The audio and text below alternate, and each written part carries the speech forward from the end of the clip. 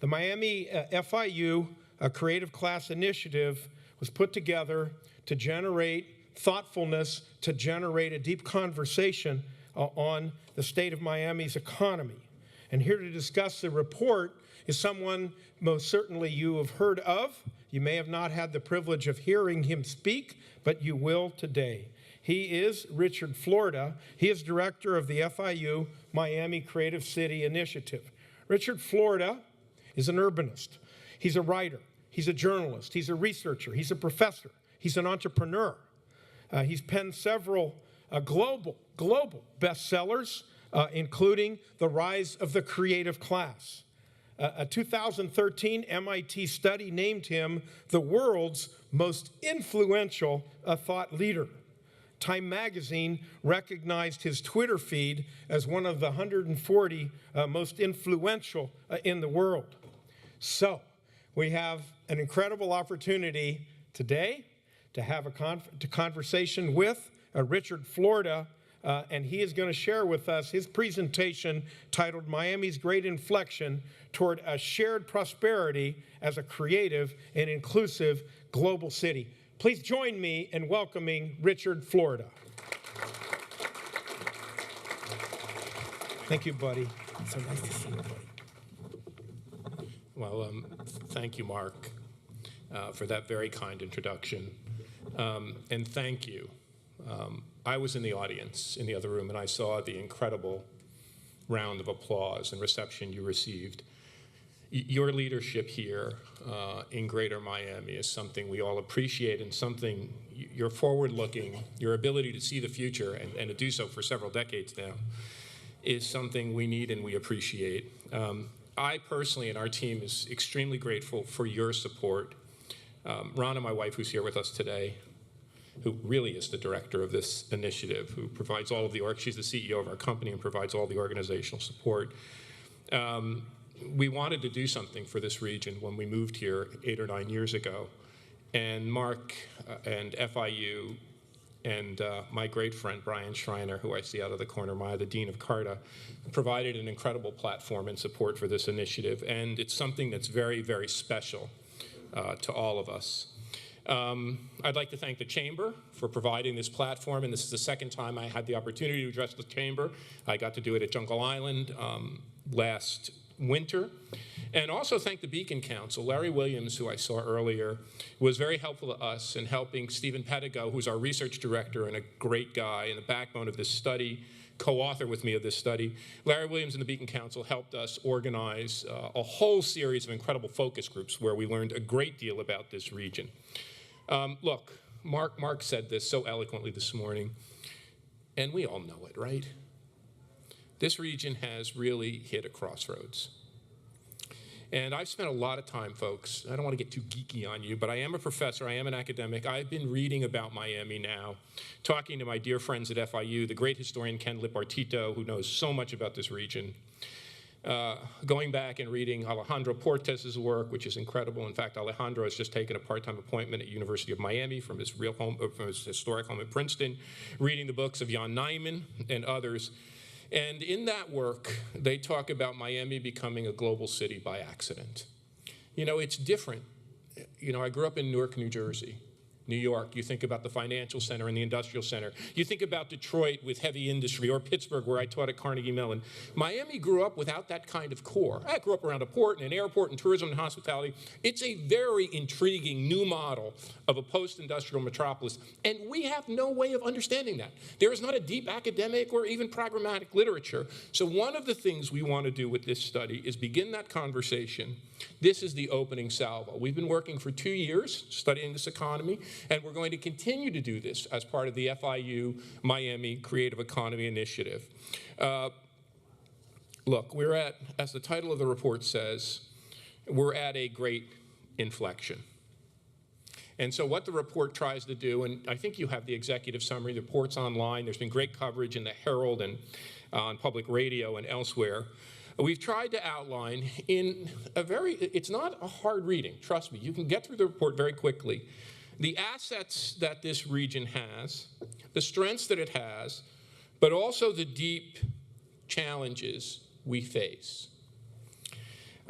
we've tried to take a really deep dive into the Miami economy. We did the focus groups with the support of the Beacon Council. We did something that's very interesting. We took an incredible look at the 800 occupations, a talent-based analysis of our region's strengths and weaknesses. We looked at what we call the 3 T's of economic development, the 3 T's which drive economic development. Technology. You have to be a technology winner. You have to invest in technology. Support R&D at great universities like FIU and the University of Miami. You have to have talent and be able to generate talent, support those brains and attract people. And you have to be an open-minded and tolerant region in order to attract people of every stripe. Out of this analysis that we've been doing for the past couple of years, we identified 10 areas. I'll be very quick. I won't take all your time. 10 areas of focus and action that all of us as Miamians need to think about. Number 1, and I think Mark has been a great leader on this. You know, we've been a little bit of a balkanized community, sorry to say, and Ken Libertito's remarkable study where he went out and interviewed leadership shows this. We're balkanized into communities by a whole variety of differences. And we're balkanized by geography, by where we live, the communities we live in, the regions we live in. But look, if we're going to compete on the global playing field, we need a new and cooperative approach to regionalism. We need to be able to leverage all of the size and scale and market power of this great region. Greater Miami, whether you know it or not, is one of the world's largest economic units.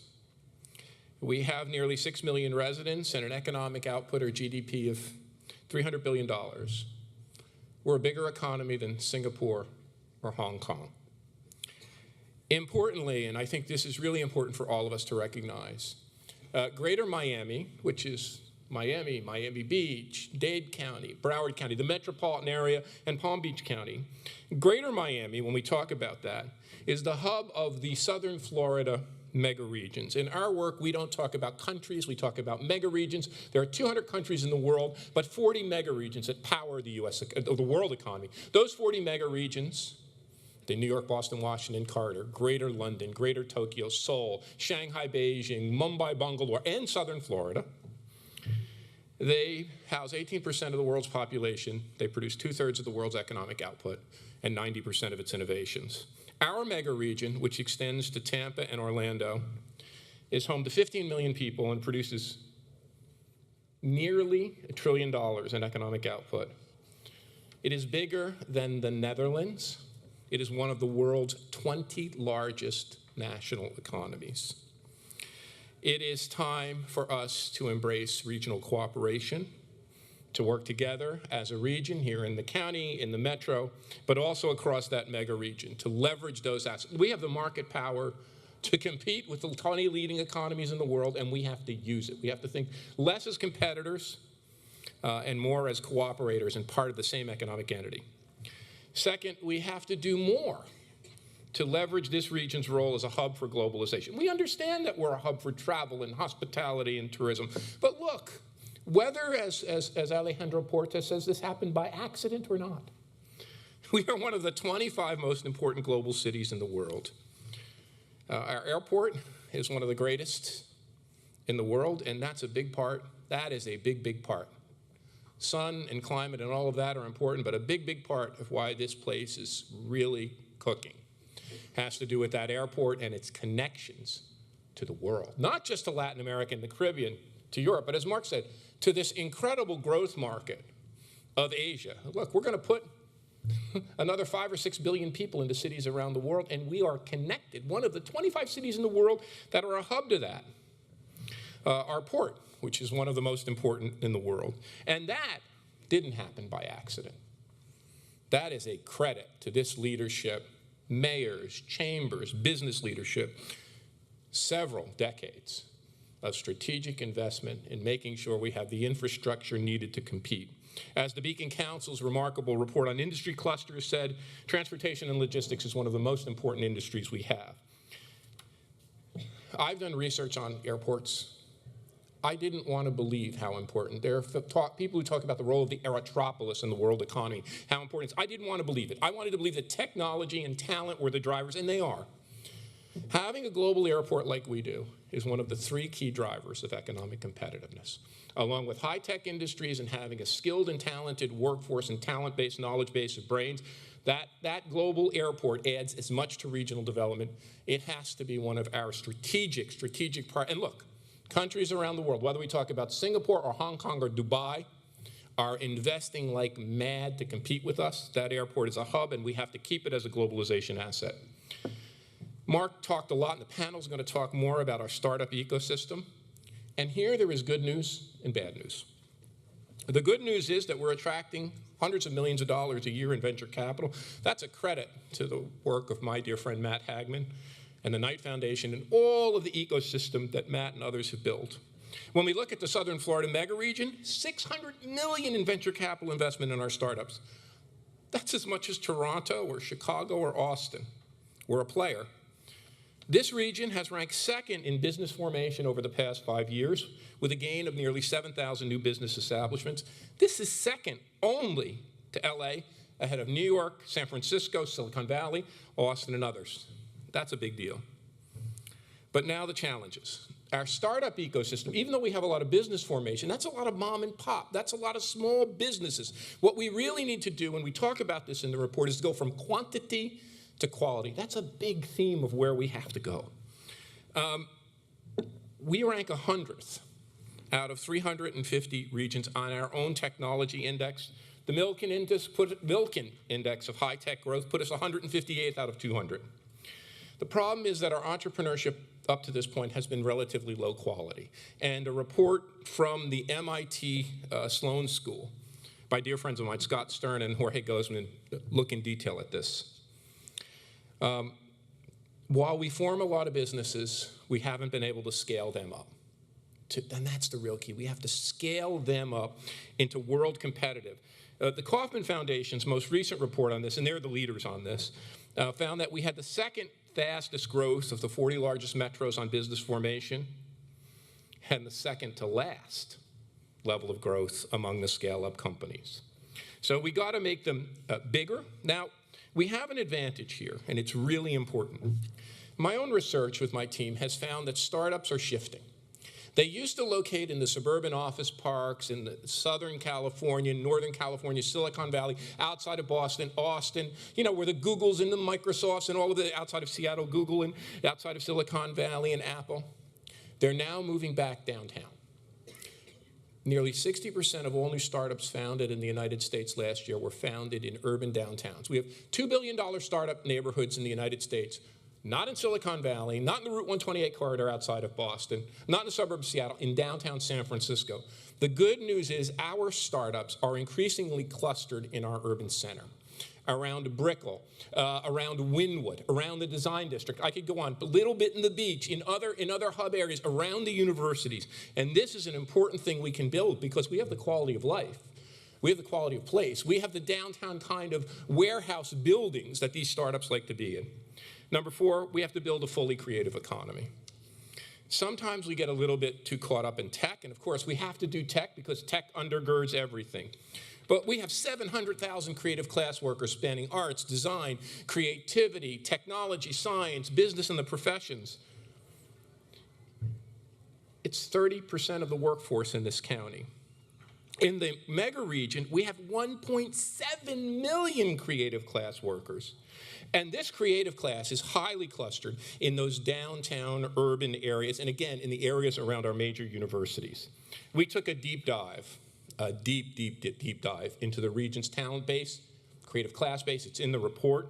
We know that there are 3 kinds of creative class talent that power economic growth, and they have to work together.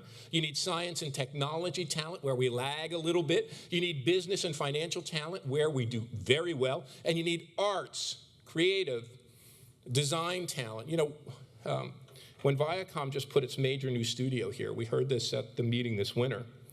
They said the reason they put that studio here is because Greater Miami has an incredible wealth of talent in music, music production, television production, film, and great weather, bilingual. You can do the kind of things here at a fraction of a cost you can do in New York or LA. We have to build upon that. We have to see ourselves not just as a tech economy, but as a fully creative economy. Look at what Mike Bloomberg did.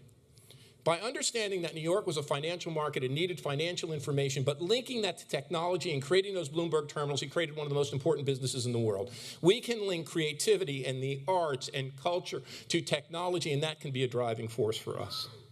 5, and very importantly, we need to build a middle class. That FIU Metropolitan Center study is remarkable, and it shows how deeply divided we are. Like many other great successful cities, like New York, like San Francisco, like Los Angeles, like Chicago, we've turned into 2 societies. Almost gated communities lining our waterfronts, where the world's super rich flock and pay prices that none of us could have even imagined, would shock us even 5 years ago. And poverty inland. And they talk about this in great detail. I don't need to go into it. We need to build a middle class. My dad worked all of his life in a factory. He told me that when he started his job, it took 9 people to make a family wage in the Depression. When he came back from the war, as if by magic, he had a middle-class job. We turned factory work into middle-class work in this country. FDR, the New Deal, and all of that. We took crappy work that took 9 people to make a living wage and turned it into something my dad could buy a house and put myself and my brother through high school, and Catholic school, and college. We have 1.3 million people working in low-wage service jobs. The average salary is $32,000 in travel and hospitality and retail trade. I could go on. They make less than half of what we in the creative class make. We have to upgrade that work, and I think this is a challenge the Chamber should take on. Miami is second to Las Vegas in the world in its concentration of service, low-wage, routine service jobs. They don't have to be that way. My great friend Zynet Tom at MIT, who I've been working with closely, has written an incredible book and done an incredible study called The Good Jobs Strategy. We can get Zynet down here to talk with us. She has found at MIT that just as in manufacturing, when you involve workers at the point of production, when you tap their intelligence, when you get them innovating, when you get them doing quality, you get a tremendous rise in productivity and quality, and you can pay them more. Same thing in services, whether it's Zara or Whole Foods or Wegmans or Four Seasons, and she goes down the list.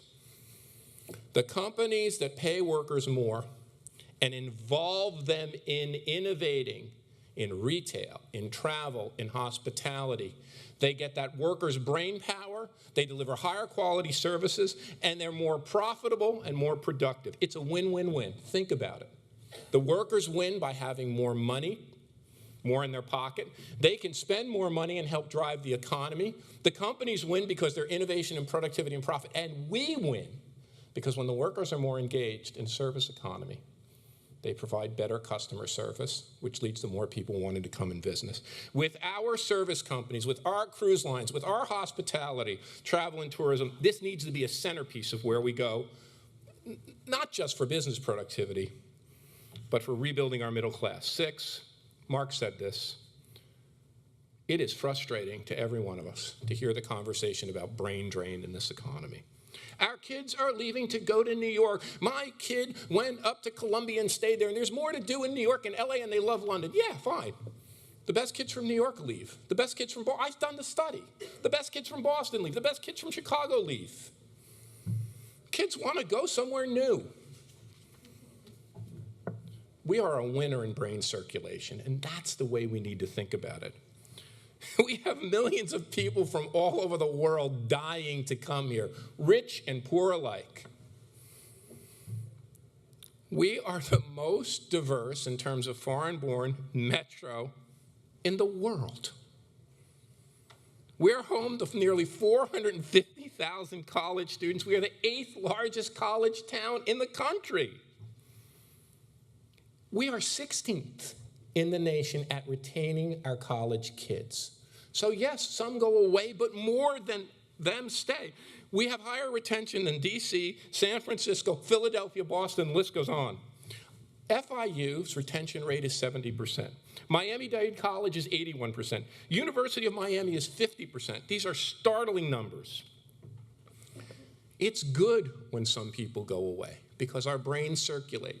And as the best studies of Silicon Valley and San Francisco and high-tech regions show, when people come and go and circulate, when Indian and Chinese and foreign-born entrepreneurs come to a place and go back and start businesses there, it creates a flow of trade which benefits everyone. 7, build on the fact that we are one of the very most open, diverse, and tolerant economies and regions in the world. 4 in 10 of us come from a different country. We rank 16th in the nation on our open-mindedness towards the gay and lesbian community. By the way, Orlando ranks very closely behind us, and I can't help but believe that the attack in Orlando was driven by the fact that that community has been a beacon for the gay and lesbian community for so long. I've done a lot of work going back to Mayor Hood there. I know that community very well. We have to be resilient and double down on our openness and diversity because it's so important. We rank in the top 20 on my Bohemian Index, which is a measure of our arts and culture, musical professionals. When we look at all the measures of tolerance and diversity and open-mindedness towards the gay and lesbian community, towards ethnic minorities, towards religious minorities, towards everyone, we rank 2nd in the nation. Diversity and tolerance are more than social virtues, they're economic drivers. My own research has done a lot on this. We find strong associations between openness to the foreign-born community, gay community, all of these communities, and economic growth, in addition to having talent and technology. But not just my research. An incredible set of studies by the Peterson Institute of International Economics, looking across all the nations of the world, shows that nations that are open to immigrants in the gay community gain an incredible premium in competing on the global market. They're wealthier and they're more competitive. Number 8, use our quality of place, not just our quality of life, as an economic driver. Quality of place, I mean the assets that we have as a community. I remember when the New World Symphony opened, and I was part of the panel with Frank Gehry and the architects who did, the landscape architects who did the park, were asked, why did you want to do this project? And they said, because who wouldn't want to come to Greater Miami? You have great water, you have great beaches, you have great sunshine, you're not dark and, cloudy like the Netherlands. We all know that. But the quality of place goes far beyond this. It is about our architecture, some of the most incredible historic architecture across genres in the world. Our skyline has now become as iconic as the great skylines of the world. Our mid-century modern buildings, and I could go on and on about this. And yes, we're becoming expensive, and in certain parts of our coastline are expensive, but when we look at housing prices compared to New York and London, we're still a bargain. And that's why people are moving here. Very wealthy people to come here, but also young chefs, young musicians, young artists, young techies to start their businesses, because not only is housing more affordable than those, you can get the space you need to run your business. Our quality of place can and should be a considerable competitive asset. Number 9, I've talked about this, we have to become a more inclusive community. We are the 7th most unequal metro in the nation. We can't stand for that.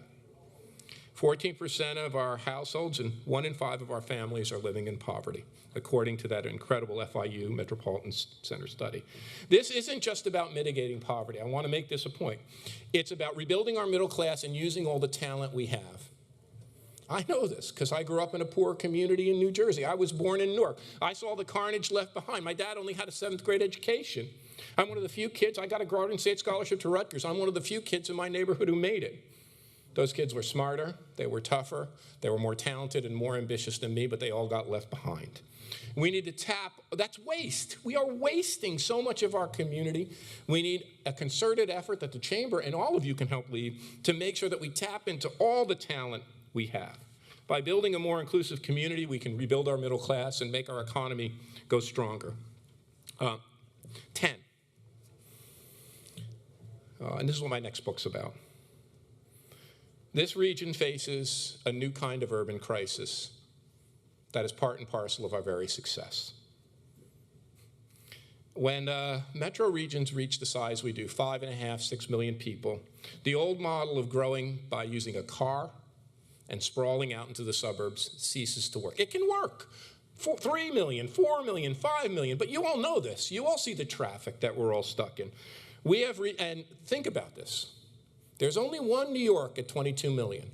There's only a couple of regions much bigger than that. A bunch of regions across Atlanta, Washington, D.C., San Francisco, Boston, Miami, Toronto. They're all stuck at 5.5 to 6 million people. Why? because people can't get around. And the whole regional economy starts to clog. Our urban metabolism, which should get faster and faster and faster, we should go quicker, get around more quickly. Our velocity and speed should be better. But as we get bigger, we start to clog up and seize up. Miami's workers face a one-way commute of nearly a half an hour, longer than San Diego or Dallas. The average greater Miami commuter wastes more than a week of work annually stuck in traffic. We lose more than $3 billion, folks who run businesses, $3 billion in lost productivity. We need to change the way we grow. If this will be key. If we can do this, we'll succeed and we'll prosper and we'll compete with the great global cities. And if not, we'll be okay. We'll be where we are now and we won't get much better. We're doing some of this, but we have to do more. We are shifting from sprawl to denser development, but we need even more density. We need more bigger buildings. We need to build even more housing. Density is not just a way to house people, it's the key driver of innovation. The closer people are together, the more we mix and mingle, the more we combine and recombine, the more innovative we are. We need better investment in transit here, and fortunately we're starting to get it, finally, but we need to regalvanize ourselves for transit that connects the hubs in this region. And importantly, we need better and better transit to connect us to the other nodes in the mega region. All Aboard Florida is a first step, but we really need full-on high-speed rail. Imagine the power that can come if we really have this mega region of nearly $1 trillion in economic output connected. Anyway, we face a critical inflection point. That's why Mark's leadership and this chamber's work is so important. And all of the work of all of the great business and civic leaders. You know, I spend part of my time in Toronto, and I need to tell you this. The most important thing we do differently in America is we're not just a government-powered economy. In almost any other economy in the world, the government, the local government, the provincial government, the federal government runs the show.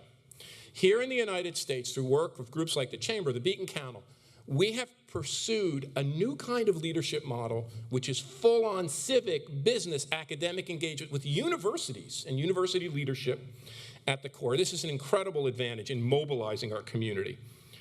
Look, our growth up to this point has occurred largely by an accident of our geography, good luck, and a little strategic thinking.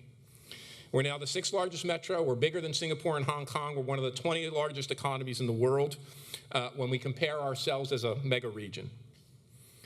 We have a lot of advantages, but we do have a lot of challenges to overcome. I guess the point that I want to end on, I'm looking so forward to talking with the panelists. Fortuity has brought us a long way. And we're so lucky to have Mark in this leadership role and all of you. But the time has come from a really serious, proactive, and forward-looking vision. We can no longer grow by an accident anymore. We've got to double down our investments and our focus on really building a great global city and the infrastructure and actions that it takes to do that. Our report is just the first. We look at it, as Mark said, as a conversation starter. We look at it as a way to help stir the pot, get all of you thinking. We don't have all of the answers, please. We can try to pose the issues as best as we see them. We look forward in working with Mark, with FIU on this Creative City initiative with the Chamber and all of you over the next several years to try to make the most of what is already an incredible place to live and work. Thanks so much.